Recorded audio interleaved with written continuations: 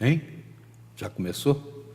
Desculpe, minha gente, mas hoje em dia, até eu que resisti o quanto pude, essa maquininha aqui, não resisto mais. A cada instante faz pim! Aí a gente vai ver, é uma mensagem que chegou, é uma ilustração, é uma advertência, é um aviso, né? Aviso, olha, na rua tal está havendo aí uma manifestação, aí você já muda o carro de direção. Eu sei que isso aqui veio para ficar. Isso aqui é um instrumento também da internet, que é mais volumosa ainda em atenções e pode ser usada para o bem ou para o mal. Nós estamos recebendo hoje Tamires Carrasco, ela é psicóloga e vai avaliar com a gente até que ponto a internet educa e até que ponto a internet vicia e causa problemas, principalmente para a nossa garotada. Tudo bem, Tamires? Tudo bem com você? Tudo bom, graças a Deus, mãe. Grata satisfação ter você aqui para falar de um tema tão sensível, porque à primeira vista, muitos pais estão reprimindo os filhos por causa de uso de internet, celular, web e também o Zap, porque muitas vezes isso aí tira a atenção, o foco da educação, do ensino, e é preciso conviver com as duas coisas, né? Educação e internet, porque os tempos mudaram, né? Eu que sou do milênio passado, acho que veio para ficar. Exatamente, assim, né, é um aliado também a internet na educação, né? Desde que ela tenha um controle e uma orientação dos pais também. Uhum.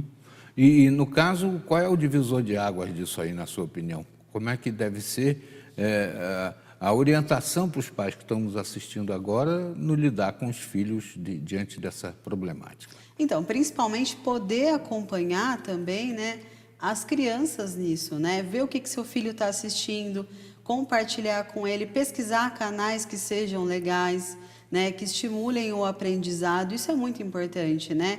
Ele pode estar junto do filho nesse momento da internet, por que não, né? E descobrir canais novos, ensinar o filho a ver aquilo de uma forma saudável, né? Porque, inclusive, né, essa advertência que a Tamires está fazendo é muito importante, porque ali na internet estão disponibilizadas muitas informações que não seriam interessantes até para determinada idade e até para qualquer idade. Ensina-se a fazer bomba, ensina-se a engajar nos movimentos terroristas, é um negócio complicado. O pai tem que estar de olho, pai e mãe, né, que eu digo. Exatamente, né? E o fundamental é isso, por exemplo, a criança está aprendendo alguma coisa interessante na escola que mostrou que gosta, né? A internet visualiza o mundo para a criança, né? Outras coisas que ela não teria acesso. Por exemplo, criança pequena, às vezes tem uma música em português que adora cantar com o pai e a mãe e tem essa versão em inglês. E se você ensina a criança nessa versão em inglês, ela vai aprender uma nova língua de uma forma saudável e lúdica, principalmente, né? Mas o que precisa é o pai e a mãe estarem junto da criança e não deixar com que a educação terceirize o papel do pai e a mãe, né? Porque, veja bem, a criança tem uma condição maior de aprendizado, de mexer nessa coisa, nesses instrumentos todos que estão sendo colocados à disposição, do que o adulto, porque eu acho que é uma questão de preço, né? O adulto paga a conta se houver algum erro e estragar o equipamento. O garoto, a garota não pagam, então eles vão lá e vão mexendo e acabam conseguindo progressos extraordinários nessa coisa. Sim, tem crianças às vezes que aprende mais que o pai e a mãe também, né? Ensina aos Meu pais. filho me ensina. Quando eu estou em um sufoco, eu falo, meu filho, vem cá, ele vai lá, mexe, resolve rapidinho. É porque ele já cresceu nessa etapa de ter acesso fácil à internet, seja no celular, seja no computador, no notebook, o tablet, né? Agora, Tamires, essa coisa dessa orientação, né? Às vezes o filho resiste, esconde as coisas, né? Isso é muito comum no adolescente, não quer que o pai e a mãe tomem conhecimento do que está fazendo, é uma invasão de privacidade. Como é que essa coisa tem que ser tratada? É na questão da orientação, né, e na confiança também, né? Na época da adolescência tem muito aquela coisa, vou visitar um amiguinho. Ah, mas que horas que você volta? Eu volto às 8 e a criança chega às 10, você perde a confiança. Na próxima evento que a criança ou adolescente que quiser ir, você já vai bloquear aquela criança e vai falar, não, né, não tenho confiança em deixar você fazer isso.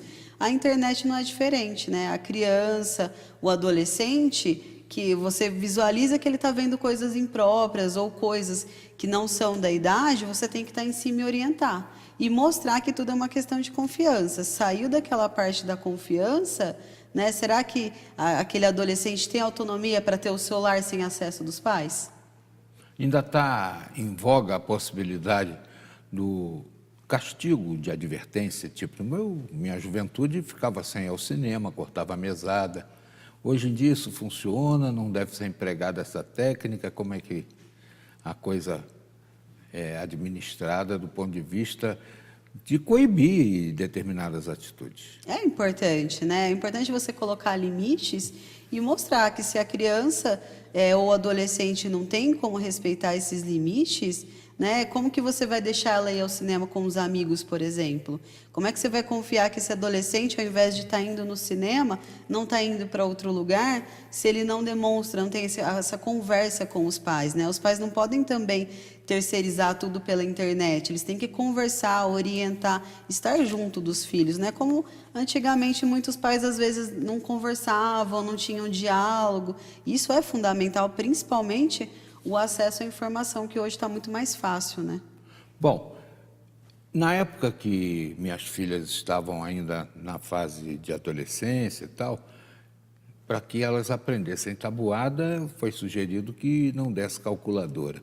Hoje, praticamente, ninguém faz nada sem calculadora, sem um tablet, sem um telefone celular, onde é possível atingir um cálculo, né? Será que, por causa disso, as crianças vão deixar de aprender a tabuada?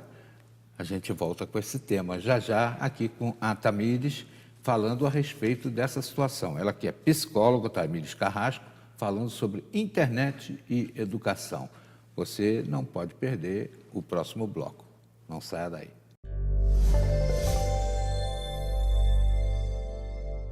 Hoje nós estamos falando sobre internet e educação. A psicóloga Tamires Carrasco está aqui conosco, já no primeiro bloco.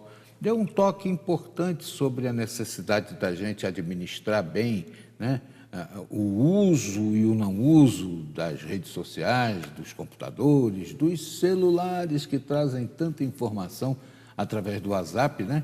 Riscos, né, que as crianças têm de entrar em locais indevidos, pedofilia, né? Tanta coisa perigosa, né, Tamires? Exatamente. Mas coisas também vantajosas, né? Na hora de fazer o trabalho da escola, tio Google, me socorre com a pesquisa, e vem a resposta na hora.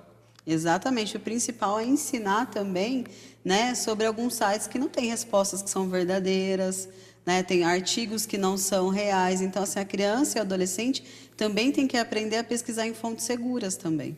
Fake news é um perigo danado. Agora, nós estávamos falando a respeito dos métodos antigos de educação, né? Quando eu estava estudante, era necessário saber de cor a tabuada. Hoje eu não vejo as crianças estudarem tabuada, não vejo trabalhos de caligrafia. Isso foi tudo jogado fora, ou ainda é importante saber a tabuada, ou está tudo respondido aqui? Ainda é importante, né? O adolescente ou a criança tem que aprender a ter o raciocínio, né? Às vezes, se você tem um momento que acabou a bateria do celular, como é que você vai fazer?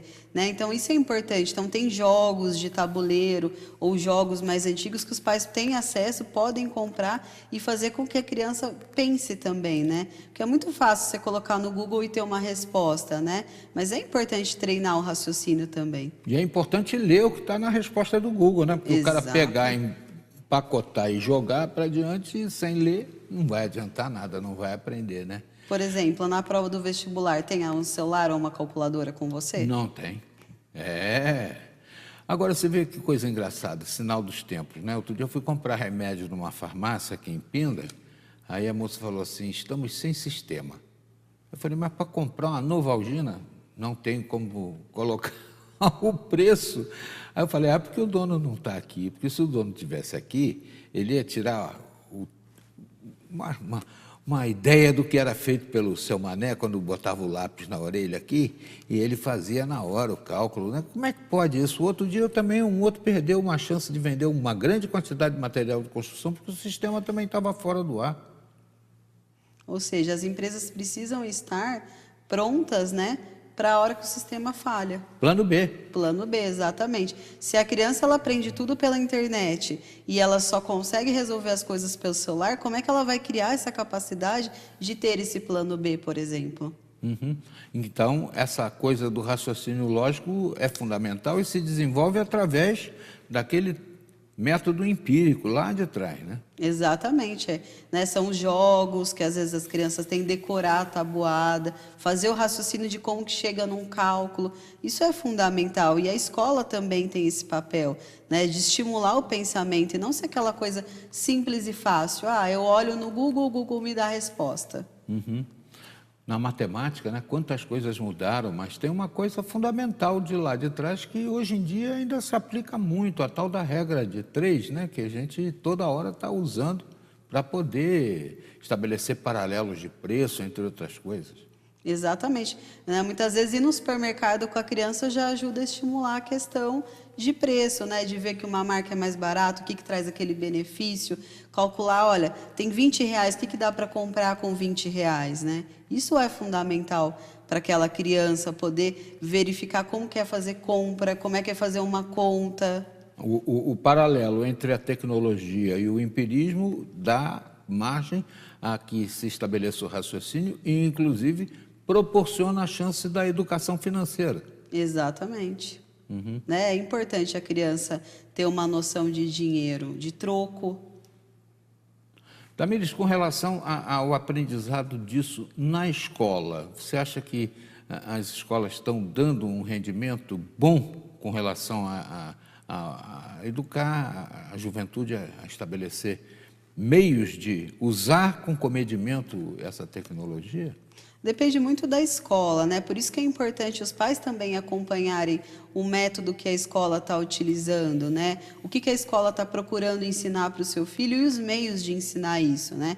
O contato com o livro, aos poucos eu percebo que vai se perdendo, né? A criança não tem mais a paciência de folhear um livro ou de ler. Ela pega o tablet, por exemplo, que tem o mesmo conteúdo, né? Mas ela perde aquela questão de circular a palavra, né, no livro. Então, assim, é importante os pais fazerem esse acompanhamento e verificarem se a escola que seu filho está condiz com o que ele quer aprender, né, ou com o que ele quer ensinar àquela criança. Nem tanto ao mar, nem tanto à terra, né? Exatamente. Tem que fazer o comedimento, né, das coisas para haver um resultado positivo e também preparar a criança para o mercado de trabalho, porque no mercado de trabalho o que vai ver não é o escrito, vai ver realmente o que está na telinha. Exato, a criança, né, e adolescente precisa aprender a conviver socialmente, né, a lidar com outras pessoas. Se ela ficar fechada numa telinha, como que ela vai aprender a interagir, a conversar, né, e muitas vezes até mesmo a respeitar, né? Tamires Carrasco, foi muito bom